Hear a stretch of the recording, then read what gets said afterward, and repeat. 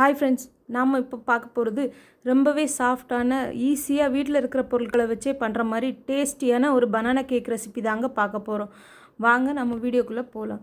அதுக்காக நான் இப்போ கொஞ்சம் பழம்லாம் எடுத்து வச்சுருக்குறேங்க.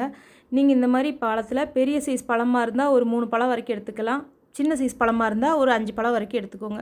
இந்த பழத்தெல்லாம் நம்ம தோல் எடுத்துகிட்டு நல்ல பழுத்த பழங்கிறதுனால தோல் எடுத்தாச்சுனாலே ஈஸியாக நமக்கு நல்ல ஃபைன் பேஸ்ட் ஆகிற மாதிரி மிக்ஸி ஜாரில் போட்டு அரைச்சி வச்சுக்கலாங்க. சரிங்களா? அரைச்சி வச்சதுக்கப்புறமாட்டு நாம் ஒரு பெரிய பாத்திரத்தில் ஒரு 1.5 கப் அளவு மைதா மாவு போட்டுக்கோங்க. கூடவே 1 டேபிள் ஸ்பூன் பேக்கிங் பவுடர் போட்டுக்கோங்க. 3/4 டேபிள் ஸ்பூன் பேக்கிங் சோடா சேர்த்துக்கோங்க. அதுக்கப்புறவு 3/4 டேபிள் ஸ்பூன் உப்பு சேர்த்துக்கோங்க. இது அவ்வளவும் நல்லா ஒருக்க ஜலிச்சு எடுத்துக்கலாங்க. இந்த மாவை நம்ம தனியாக ஜலிச்சு எடுத்ததுக்கப்புறமாட்டு இது கூடவே நாம் நல்ல ஃபைனாக அரைச்சி வச்சுருக்கிற பனானா பேஸ்ட்டை சேர்த்துக்கலாங்க. பனானா பேஸ்ட் அவ்வளோ சேர்த்துட்டு இதை அப்படியே நம்ம தனியாக வச்சிடலாம். ரெண்டாவது நாம் மிக்ஸி ஜாரை திரும்ப எடுத்துகிட்டு அதில் ஒரு 3/4 கப் அளவு சர்க்கரை நம்ம சேர்த்ததுக்கு அப்புறமாட்டு கூடவே நாம் 2 முட்டை உடைச்சி சேர்த்துக்கலாங்க. இதில் நான் எந்த ஒரு ஃப்ளேவரும் சேர்க்க போகிறதில்ல.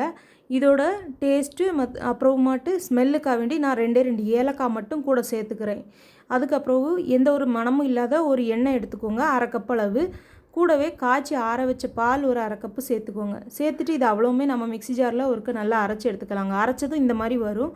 இந்த பேஸ்ட்டையும் நாம் கூடவே சேர்த்துக்கலாம். சேர்த்ததுக்கு அப்புறமாட்டு நல்ல ஒரு விஸ்கு வச்சு இதில் கொஞ்சம் கூட கட்டி இல்லாமல் நல்ல கேக்கோட பதத்துக்கு நம்ம நல்லா மிக்ஸ் பண்ணி விட்டுறலாம். சரிங்களா?